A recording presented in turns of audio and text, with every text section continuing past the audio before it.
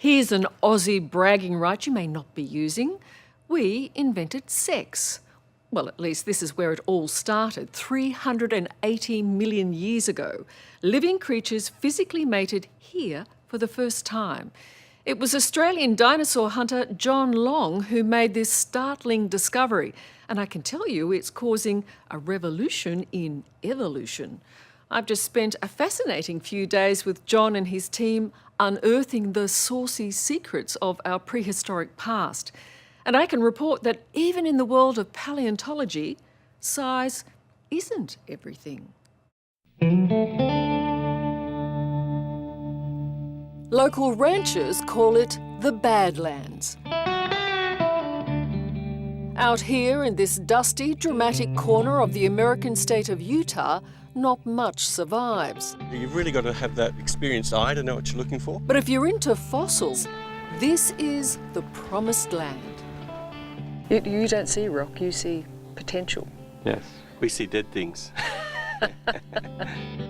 In the right zone here to find a dinosaur practically anywhere in the sediment. Australian John Long is one of the world's leading paleontologists, a scientist whose work has brought a revolution to evolution.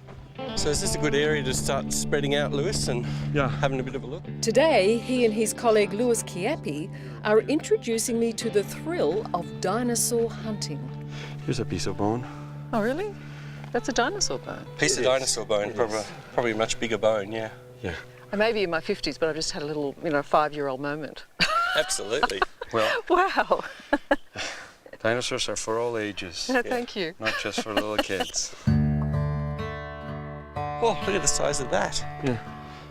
That's a big one. So, That's a whole bone. yeah. And right up there too. another one, yeah. There's 2 bones. So you just start gently brushing the sediment away from the bone. Slowly, carefully, we start to unearth the bones, most probably part of a leg. It's quite incredible to think this is the first time this dinosaur has seen the light of day for 150 million years. And this would have been an adult dinosaur? Looks like it. Like something like a Apatosaurus, Diplodocus. They're the sort of dinosaurs that lived in this environment. Yeah. Brachiosaurus, one of those. Big. Which is, from Jurassic Park. This is Jurassic Park, huh? Let me paint a picture for you, Liz. I see it as this big meandering river system. Lots of trees, lots of ferns.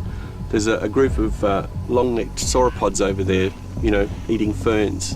Suddenly, behind the bushes, there's an Allosaurus, a big carnivore, and he's stalking them, waiting for a chance to pounce. Bone collectors like Lewis and John are really time travelers. Although most dinosaurs vanished over 60 million years ago, it's not a lost world. Digging up the past helps remind us that there was a long, fearsome line of creatures that dominated planet Earth before humans.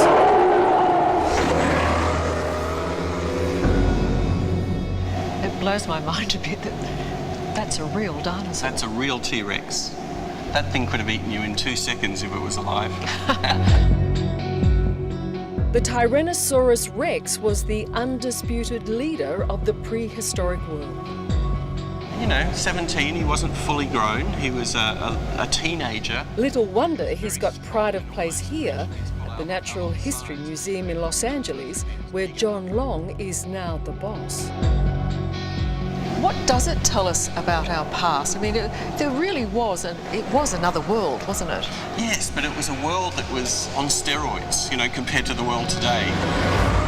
But it also represents a world of wonder, when the age of the world, the whole planet covered with a different kind of animal fauna.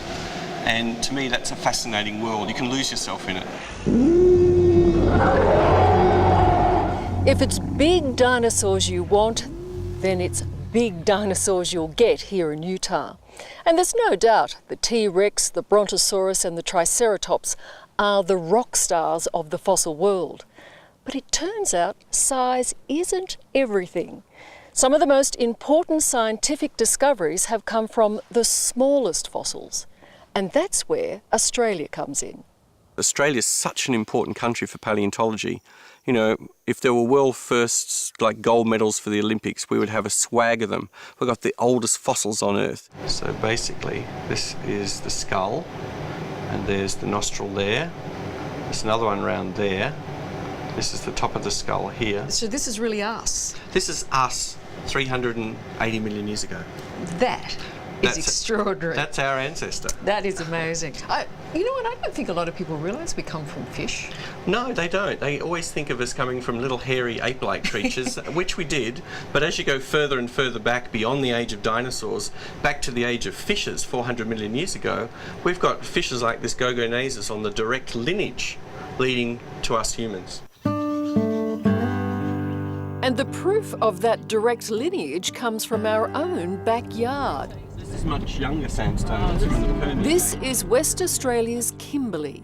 It's here John Long believes life on Earth changed forever. This is the place where sex began. Who would have thought out here the origins of sex? The origins of sex, and also what sex means to evolution. When you say sex, you mean like Well, we getting jiggy understand with it. In other words, sex that was fun rather than sex that was just sporting in water. So not only were they doing it to breed, but they might have been doing it because they liked it. I don't think they would do it if it was unpleasant.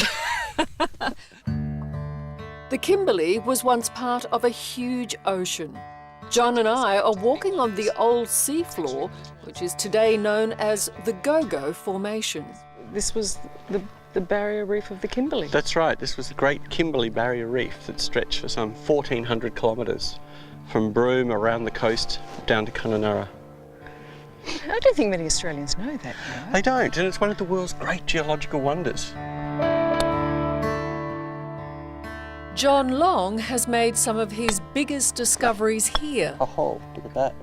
Holy moly, what a beauty. Because inside these limestone nodules are some of the world's best preserved fossils. But it's not just a fish that's squashed flat like you think of a fossil. They're three-dimensional, and not only the bones beautiful and perfectly preserved, but sometimes we even get soft tissue. We get nerves and muscles preserved. So they're almost whole inside that rock. Sometimes you get beautiful, complete, whole fish, and they're like they died yesterday. Like stepping stones to evolution, they reveal man's earliest origins, from fish to amphibian to reptile to mammals, and the earliest primates. We're backboned animals like fish, but it all happened within fish. The origins of limbs, the origins of breathing, the origins of sex, all of that happened in that first 200 million years of our evolution. And the nodules here are paramount to making some of the biggest discoveries in paleontology of the last decade. Holy shit. Get I out. just found one. What a beauty. This is a little rayfin fish, a paleonissoid, the ancestors of the living trout and salmon. Huh. Yeah, so there we go. We just found a 380 million year old fish. And you did too. That's a piece of bone. Well, that's what I In fact, that's placoderm bone. Yeah, so no, and you just found that just there. I cracked it. Good on you. You found your first go-go fish. We both found one at the same time. Get out. And fellas, take a look at this. A 380 million year old fish found in the Kimberley that has the world's first sexual organ. And this big bone here is the clasper. In fact, this is the knobbly end with the hooks and bumps on it that was the business end that inserted inside the female. In fact, this might have been the beginning of the evolution of the penis. Oh, it was indeed. This is the oldest evidence we have of male genitalia in our lineage, the vertebrates. It's evidence of prehistoric mating, and the absolute proof was to be John Long's greatest discovery. This is the actual embryo. A motherfish, a go-go fossil with an embryo still inside. Right here, we have the embryo and the umbilical cord and the bones of the actual adult fish. When I saw this for the first time down the microscope, I thought, oh my God, this is an embryo, the oldest embryo ever found in the entire world of a vertebrate animal. This is a world first. Absolutely. This pushed back the origin of live birth in backboned animals by about 200 million years. The motherfish is what's known as a placoderm, the ancestors of sharks who ruled the Earth for 70 million years before dinosaurs. The fact we now know they mated and gave birth to live young was quite simply revolutionary. And that was a big change in the evolution of animals. Up until that point, they just didn't invest in individuals, they invested in the masses of eggs. So mothers were nurturing even 380 million years ago. Absolutely. And the motherfish represents the first example ever found in the world of a mother carrying an unborn young inside it. Look at this big fang here and these teeth at the front. So this is the front of the animal. Can we turn around? These latest discoveries have been made possible because of technology and computers which can virtually bring fossils back to life. This is amazing, isn't it? Look, we can see the teeth here that line the inside of the nostril of this thing. It's like a magical Aladdin's cave, and I just want to go in there. I just want to dive in. Can we do that, Tim? Yeah. And it's technology which enabled John's research partner, Kate Trinastic, to confirm an umbilical cord was inside the motherfish. So we put it under a scanning electron microscope, and once we magnified it up and we saw the helical structure, we thought, yeah, umbilical cord straight off. And so she rang me up and I got this phone call and she just said 2 words, umbilical cord, and I went weak at the knees. Yeah, unfortunately it was also April 1st, and a lot of people thought that it was an April Fool's joke, and it took us a couple of days to convince people that we weren't actually kidding, that we really had found this. Yeah. The work of John Long and his team has rewritten the science books and made the tiny motherfish just as important as the T-Rex. Nobody gets dinner till they find a fish. John could happily spend every day up in the Kimberley whacking away, and so could I.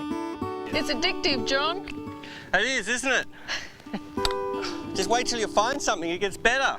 It's treasure hunting for grown-ups, which has already reshaped our views on who we are and where we came from. And you never know what you're going to find, you know. I could crack this nodule and it could have a completely new kind of fish in it. Wow, do you want to do that? Yeah, let's do it.